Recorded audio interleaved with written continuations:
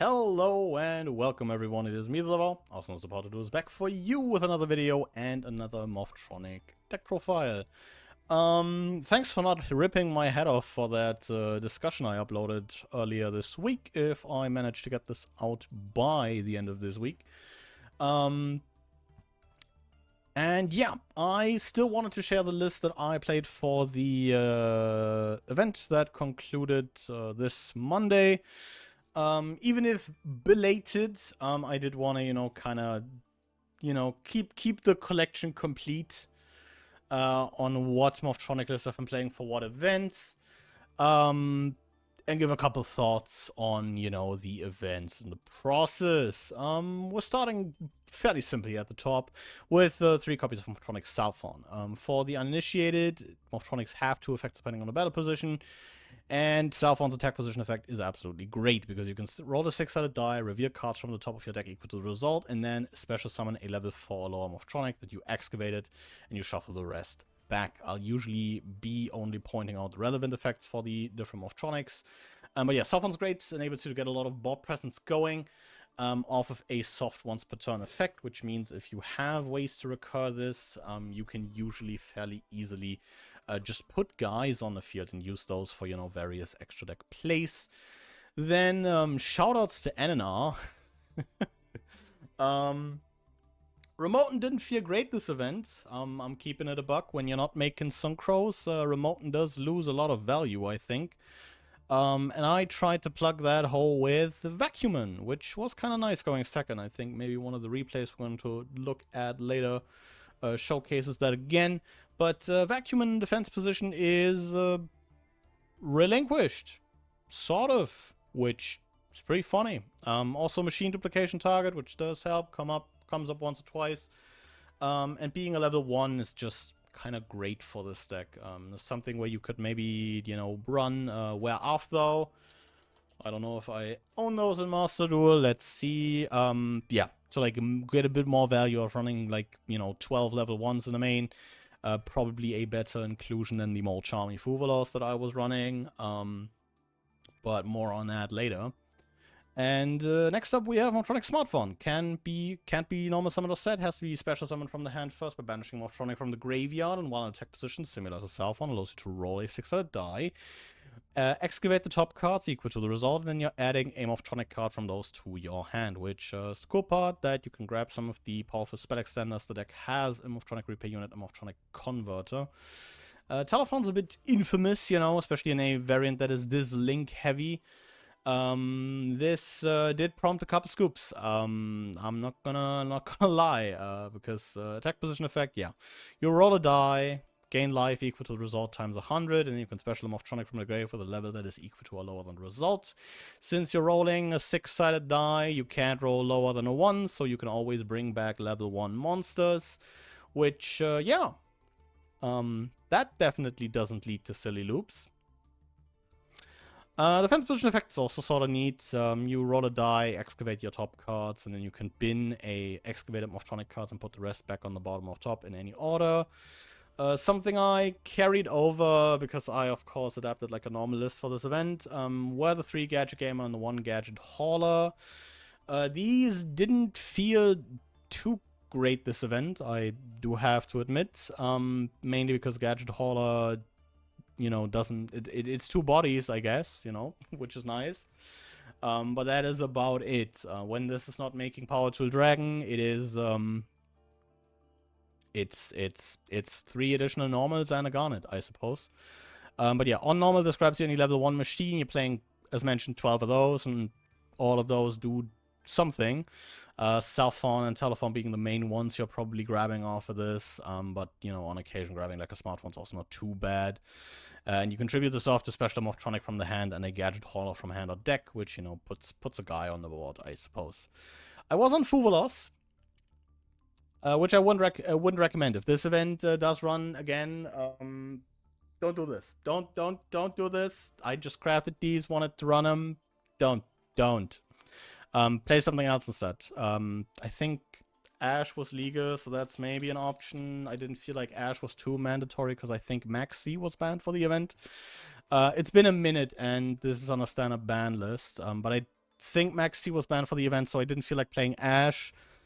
These are probably ideally like maybe a couple cash names. Play like you know, the one Fenrir, like 2 unicorns, and then find the space for the one birth or something. Something that helps you, you know, going second, but is also not completely dead going first. Unlike, you know, this, even if I think once or twice I have normal the Fuva loss and then like Dimension Diced it away after adding that off a Dice Dungeon. 3 Machine Duplication, return of an old favorite. With no synchro options, I really felt like you needed Machine Duplications to make anything happen, really. And I was not mistaken. This deck does lose a lot of steam when you're not, you know, making Power Tool Dragon or, you know, a lot of the other synchro endboard pieces you usually have access to. And this just made making like rank 1 XZs and a bunch of links, which, yeah, definitely helped, yeah. 1-for-1, great consistency piece. Discard a monster, summon a Southbound from deck is a pretty good card. 2 Triple Tactics Talent here, and then we have 3 Converter. This targets a Morphtronic on the field, and then it applies different effect depending on the battle position. Most relevant one here is the attack position effect, where you special a Morphtronic from the deck, and then with a different name than the initial target, and place that initial target on top of the deck. Does allow you to easily reset soft ones per turn if you have a way to grab Southbound, because you're putting back like a Morphtronic that isn't Southbound. You are usually in a pretty good spot because that Southbound will always hit the name you just put back on top, and then, you know, get going again, I guess. And I'm playing the Duke Devlin engine in the deck. We're playing Dimension Dice, an once per turn spell card that if you control a card with an effect that requires a die roll, allows you to tribute a monster, and especially a monster with an effect that requires a die roll from hand or deck. Since Southbound, Telephone, Smartphone all require die roll, and you're also running 3 Dice Dungeon, you're usually getting this live. And from there on out, it's, I guess, spell card non once per turn, Lone Fire Blossom, which is pretty crazy, especially since telephoning, you know, offing a telephone for this and then summoning another gets you the whole loop live, and you get to make like a massive link board, which, yeah. Do with that what you will. Not my cup of tea, but I do know that a lot of people out there are very fond of the Link variant. So I'm not discrediting that too much.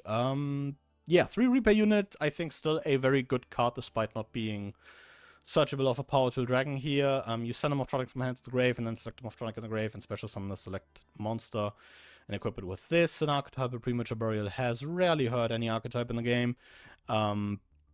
Even if it is less accessible now. Dice Dungeon, mainly here because it searches Dimension Dice. These are essentially just copies 4 to 6 of Dimension Dice, which was pretty good. I think without Dimension Dice, this deck would have lost like a lot of steam in this event. When you're making, you know, links and rank 1s, you do appreciate things that just put bodies on the board, like a lot more than I feel like in synchro decks, where you usually are more concerned with like getting to like specific levels. So these were pretty nice. One of those, like many engines the deck does have access to that, you know, you yourself can like kind of throw in, and usually does like pretty good stuff for the deck. And capping off the main deck are 3 Forbidden Droplets. Good cards. It has helped immensely going second, which was kind of the struggle and has always been, but especially in this event, going second wasn't the easiest thing in the universe. For the extra, I am on a Sylvan Princess Sprite, not only because I have a Royal Rare, but also because it's a decent rank 1 to be making. You can detach a material from her, excavate the top card. If it's a spell trap, add it to hand, otherwise it gets milled. Second effect is Sylvan related, so that's not all too relevant, but this was just a decent rank 1 to be making when I wasn't exactly committing into like an awesome Blue Robin, or I just, you know, wanted to see if I can maybe spike a spell off the top to keep extending. Maybe like a flex slot where you can throw in like a Nightmare Phoenix if that was legal in the event, but I think Princess Bride was pretty fine. Assembled Nightingale is here because I have a Royal, and because it does enable very easy Zeus lines going second. Awesome Blue Robin is a great endboard piece turn 1. is essentially like a mixture between Apollosa and Solemn Warning, where this gets 500 attack for each material, and if your opponent special summons a monster, you can detach material and then target one of those special summon monsters and return it to the hand, which does, really put a damper on how much your opponent can combo. Pretty good cards, something to maybe consider for like regular Morphtronic lists as well if you have the space, as it is fairly easily made, and even just having this sit there with like 2 materials on the board is pretty darn menacing, if I do say so myself. Playing a Download Magician, because this deck has a lot more space when you don't need Synchros. A AA Zeus and a Typhon. Yeah, the amount of games where this came up and saved my ass is way too damn high. And then we're playing, of course, a very expansive Link lineup, because that's like the best thing you can be doing with this deck if you're locked into Fusion, Succeeds, and Links. Playing a Link Karibo, a Relinquished Anima, Platinum Gadget for added extension, as this is able to special a level 4 Lore Machine from your hand to a zone it points to, which does help you get additional Morphtronic names out of your hand. An IP Masquerena, which is usually part of your end board, to make a Nightmare Unicorn, because SP was banned for this event. But yeah, otherwise an also just a Link tool that gets you guys off the field, and you can, usually be making Nightmare Unicorn. Again, you're making this off IP Masquerena, but I think everyone that's not, started playing this game in the last 2 years should still be familiar with that line. Also aligns arrow-wise very nicely with Firewall Dragon, something I got to dig out of my collection. Not because it's a royal, but because I felt like the end boards I was making weren't good enough. And Firewall Dragon is a very easy way to turn guys into bounces. You make a Link Karibo on top of it, already have a Co-Link, which is, already 1 bounce, and if you can, go Masquerena into Unicorn next to it along the way, which is somewhat easy to do, especially if you get like a telephone loop going, you're putting a good amount of like bounces on the board that your opponent probably will have a tough time to chew through. And another added benefit, I do have a royal from like one of the anniversary events. An Access Code Talker here to close out game. This goes very well with the Unicorn that we're playing. And, the personal religious imagery that is an underworld goddess in the extra, which does usually catch people off guard quite good, and also helps you immensely going second. But with all that out of the way, we will be looking at a couple replays that I've saved from the event, to, I guess, see how the madness unfolded. Well, first one here is going second. As you can see, the rules are in effect. My opponent gets a free Gaia Saber the Lightning Shadow, and I get a Flashbang. This is like one of the few games where the Fuvalos actually came up and did a lot of work, I have to admit. Because my opponent is about to like pop the fuck off on a Union combo. Making Platinum Gadget here using the, I believe, Buster Drake here to grab the Yare Daze head. Before, putting a Regulus on the board, making, the like absolutely crazy contact fusion that the Unions have gotten with like that X, Y, and Z retrain wave, making a Silhouette here, Silhouette grabbing them, that Asia Rune out of the deck. Union Driver off here for a Crush Wyvern, turning, 2 guys into a Nightmare Griffin. Going, I believe, A here to add back B, summon the Yare head, equip the B, make the X, Y, and Z retrain, that's a quick effect pop. Then banish for the ABC Dragon Buster, and move on with their lives. We go and almost summon a Gadget Gamer here, get hit with an absolutely atrocious Effect Vader. Didn't want to like immediately, send everything off a droplet in the hopes of them, summoning the Asia Rune early, but I do get rewarded here for patiently waiting on that opportunity, as I get to fire off a machine duplication on the Gadget Gamer, which, does allow me to kind of just go off without much issue here. Opponent kind of has to, you know, sit there and take it. Anima steals the first monster, Vacuum steals the next one, as I go in a Nightmare Unicorn to discard a card, spin the next one. Converter here for a telephone to get a bit of, you know, Link Lupin live. Make the access code Talker, gaining 3k of the Nightmare Unicorn in the grave. Attempting to go ahead and pop the rest of the board with a live telephone on the field. I can easily assemble game by way of just making an Underworld Goddess below this access code Talker. Yeah, fairly, I guess, the simple way to win a game going second when you get to draw like, I think 6 cards of a Fuvalos and have a Forbidden Droplet in hand. But with that off the way, let's look at what, you know, everyone is really here for those fancy turn 1 combos. You see if this is before or after I added the Firewall Dragon to the extra deck. Because I wasn't playing Firewall Dragon for a decent bit this event. Go to normal summon a copy of Southbound here. Hitting a smartphone here is pretty crazy, especially since I have a Dimension Dice in the hand. As I go to make a Platinum Gadget here. Platinum Gadget puts a Vacuum on the board, which I want to be using to get that Barrel Dragon off of my opponent's field. Even if I'm a personally very huge fan of that card, especially the Retrain. Desperado Barrel Dragon is probably one of my favorite, like, boss monsters in terms of, like, you know, how it works. It's pretty cool.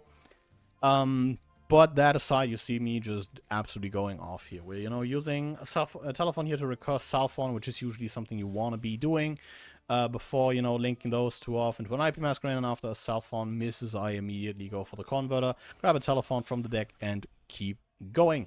Making the Princess Sprite here, unlucky not hitting. Which I think I should have known because that was still stacked off of the Converter. Turning the telephones and the Southbound here into Nonsen Blue Robin. Life's a bit harder now that those aren't in the graveyard anymore. As I go and summon a smart one. Let's check my extra deck here. Was I on Firewall Dragon? I was not. This was still when I was on Nightmare Phoenix. Maybe should have been a Firewall. Opponent goes for Schwarzschild, Infinity Dragon, and especially the Blue Eyes Jet Dragon off of that, which is a very funny inclusion. As I go to spin their normal with the Nightmare Unicorn. As they put one of the Light End Dragon Retrains on the board, I go for the Onsen Blue Robin, and as soon as the second one hits the board, I go for the Onsen Blue Robin again. Very easily, you know, just like putting my opponent in a position where they kind of have to throw extenders and the whole thing. Without too many, you know, points of interaction as the access code Talker kind of clears up the board state here. Princess Bride tries to hit a Spell Trap. We do, in fact, hit it, and as soon as the Gadget Gamer comes out on the follow-up here, after I've cleaned up the board, my opponent hits that surrender button because this game is over. But, yeah, with all that out of the way, let's take another look at the deck list, and I'll be giving you guys some final thoughts. Oh boy. Well, it sure wasn't NNR. Personal biases to like a very low powered environment like NNR aside, this event was a drag for me, mainly because I'm not too fond of like very link heavy versions of this deck. Do prefer adding, you know, levels up and making those synchros, which probably was like the driving force behind that. But otherwise, it's a very competent combo deck. Again, the Fuva losses are a bit up in the air. You know, in that one replay, I definitely, you know, won because I did get to print like 5 to 7 cards off of that Fuva loss. And send those off Forbidden Droplet to like get to, you know, play that game into Griffin, Silhouette, both, you know, Union Fusions and Irregulars. But in this event specifically, Fuvalos does suffer from the fact that sometimes you do start with a card on the field. So it's a bit of a gamble. I guess run it if you don't have like something on your field. Otherwise, try to find a decent replacement. Again, the cache names aren't ideal. Maybe run like a couple Bestias. Maybe dedicate the slot to Nibiru. Or, you know, just Pancratops maybe, if you want something that's like specifically going second. there's a good couple options, because this deck does need the most help when it has to go second. So I think dedicating like a good couple of main deck slots to that isn't the worst thing in the universe. Otherwise, this was fine. I think Vacuumin might be a bit debatable.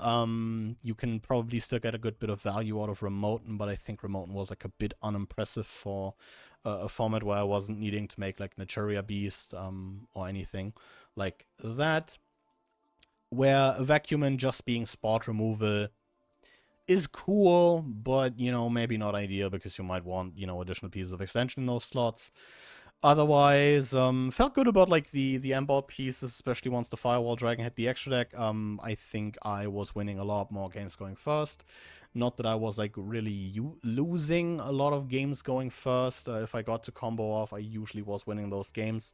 But I think Firewall Dragon was like a lot better of a payoff to work towards than just being like, okay, let's hope on some Blue Robin and an IP Masquerader carry me to victory. Don't have a problem being carried by women, but having a big fuck-off dragon on the end board does make things a lot easier.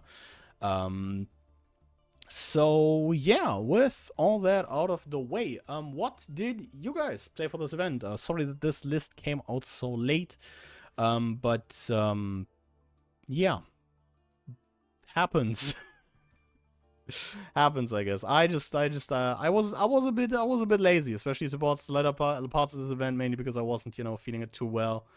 I was kind of taking my sweet time playing Dark Souls instead. But yeah, what did you guys play for this event? I think one of you mentioned that they were on, was it Speedroids, or was that for NNR? I think that was NNR. But yeah, do let me know in the comments down below what you were playing for this event. I think that's always interesting to hear, because these events with their different rule sets, even if this one I think didn't feel too different from regular Constructed, are usually something that gets out a bit of creative deck building, which is pretty cool. So yeah, with all that being said, I'll be thanking you very much for watching, and I'll be seeing you guys again next time. But until then, goodbye.